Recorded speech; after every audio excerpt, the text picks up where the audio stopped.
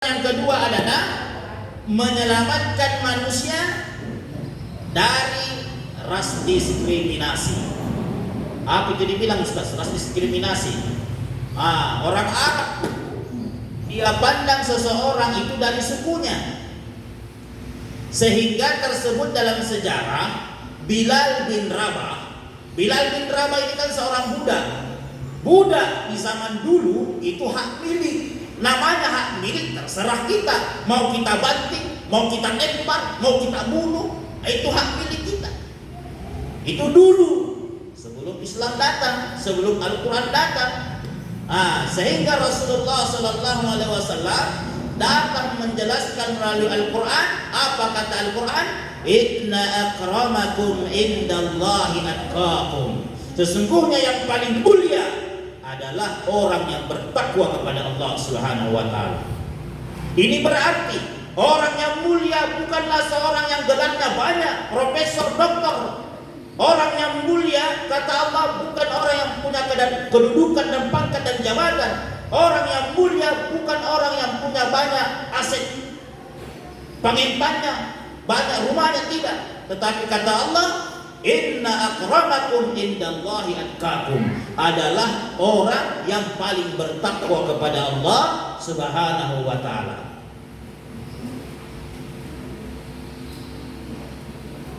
Kemudian yang ketiga, misi Al-Quran yang ketiga adalah mengangkat harkat dan martabat seorang wanita. Bapak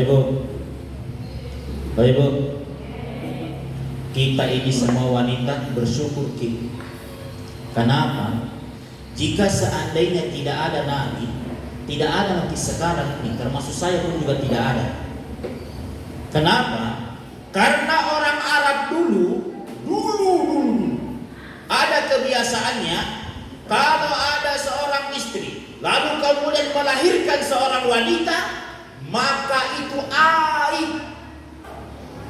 Bahkan Umar bin Khattab sebelum dia masuk Islam, dia kubur anaknya hidup-hidup. Wanita, dia kubur anaknya hidup-hidup. Umar bin Khattab sebelum masuk Islam. Bahkan wanita pada saat itu kerjanya cuma 3. Apa itu? Kasur, sumur, dapur. Itu saya tak balik-balik. Kasur, sumur, dapur. Karena pada saat itu melahirkan seorang wanita adalah aib, maka secara otomatis populasi wanita berkurang. Makanya dulu 1 wanita 10 suaminya. Yang aneh kalau dia hamil, bagaimana caranya untuk menentukan yang mana bapaknya? Bingung dia. Dulu dipanggil semua. Jadi kalau ada yang hamil istrinya 10 suaminya, ditunggu dulu sampai keluar. Setelah ditunggu melahirkan, setelah melahirkan dipanggillah bapak-bapaknya. Bapak-bapaknya sini semua. Dijejer semua. Setelah dijejer, jangan minta anak. Dilihat. Kepalanya mana mirip dik? Dikasih begitu. Hidungnya tidak mirip. Itu mancung, ini mancung ke dalam. Orang Arab seperti itu dulu. Sehingga datanglah Al-Quran, datanglah Rasulullah SAW mengangkat harkat martabat seorang wanita. Apa kata Nabi? An-nisa ibadul bilad, bahwa wanita adalah tiangnya negara. Baiknya wanita, baiknya negara kita. Rusaknya wanita adalah rusaknya negara kita. Dan alhamdulillah, wanita diangkat martabatnya oleh Nabi baginda Rasulullah SAW. Dalam Al-Quran 114 surah, ada 1 surah yang dimuliakan oleh wanita. Apa itu? An-Nisa. Alhamdulillah.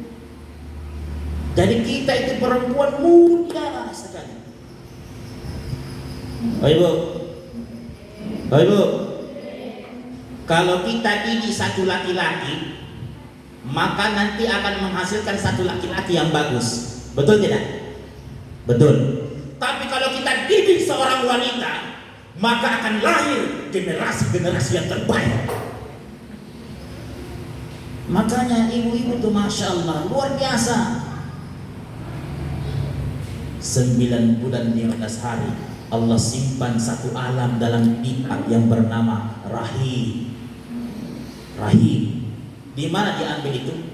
Bismillahirrahmanirrahim. Dengan menyebut nama Allah yang Maha Pengasih dan lagi Maha Penyayang. Allah Subhanahu wa taala titip rahim bernama rahim dalam wanita. 9 bulan 15 hari Allah bentuk kita di dalam. Dikasih kita telinga, dikasih kita mata, dikasih kita hidung. Alhamdulillah bisa bentuk seperti sekarang. Makanya ibu-ibu, kalau mau punya anak yang bisa cepat membaca Al-Quran, ayo didik anak kita sebelum anak kita lahir. Masih dalam kandungan, ayo bacakan anak kita Al-Quran. Karena kenapa? Seorang anak lebih dekat kepada ibunya ketimbang dari bapaknya. Bayangkan 9 bulan 15 hari senantiasa kita bersama. Memasak, mereka juga ikut memasak sebetulnya. Bahkan ketika dalam kandungan, organ yang pertama yang berfungsi ialah pendengarannya. Makanya ketika ada bayi lahir di rumah sakit dimanapun itu, entah itu di rumah, maka begitu dia melahirkan, dilahirkan, langsung didekatkan kepada mamanya, langsung kemudian dia bisa langsung aktif. Siapa yang ajar? Siapa yang ajar? Ada tidak yang ajar? Bayi begitu kau keluar kau langsung menyusui sama ibumu. Ada tidak yang ajar? Tidak ada. Karena kenapa? Ada kontak batin. Dan bayi mengenal suara mamanya. Dan bayi mampu merasakan detakan jantungnya seorang ibunya. Apalagi hebatnya bayi. Bayi dia tahu yang mana bapaknya. Dia tahu. Ketika ada anak menangis, didekatkan sama bapaknya, langsung diam itu. Dari mana dia tahu? Sebelumnya tidak pernah berkenalan. Siapa yang ngatur? Allah. Nah, terkait dengan ibu hamil ini juga ada kisah ibu. Ada yang pernah kami terapi Al-Quran. Kita jumpai ada orang, seorang ibu-ibu, dia hamil 9 bulan. Dia sudah masanya untuk melahirkan. Ternyata kempes perutnya. Pernah kita dengar seperti itu? Pernah ya? Nah, dalam keadaan seperti itu, kalau kita ke dukun, mohon maaf, kalau kita ke dukun, pasti dukunnya bilang, oh anak kejadian, anak wali, jadi kian itu buaya, makanya persiapkan itu bocor-bocor di pinggiran kamarmu, supaya dia bisa pakai batu di situ, makan di situ. Saya bilang beleng-beleng itu. Sampai sekarang tidak ada di manusia bersaudara sama hewan. Iya toh? Tidak ada. Kalau bapak ibunya manusia, pasti anaknya manusia. Kalaupun ada yang kejadian seperti itu, hamil 9 bulan tiba-tiba kempes perutnya, tidak tahu lari kemana itu isi perutnya, itu adalah bagian daripada syaitan, perlakuan jin. Ustaz, kenapa bisa seperti itu? Oh bisa.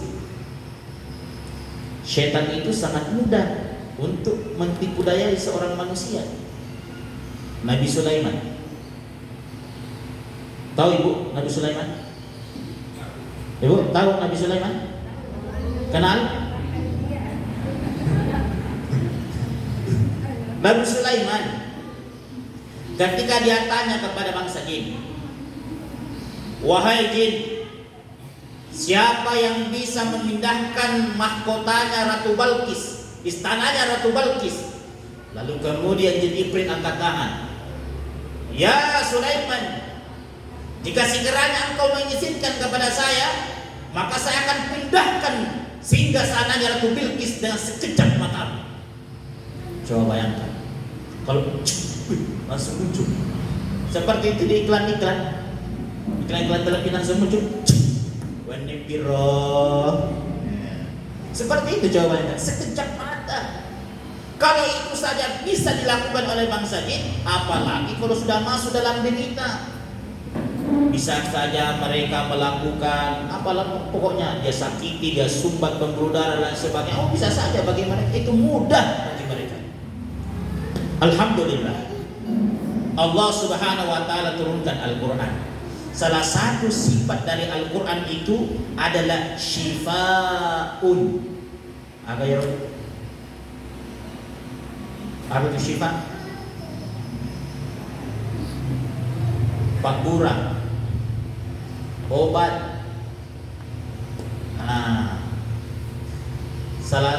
Gini. Rukun iman ada berapa, Bu?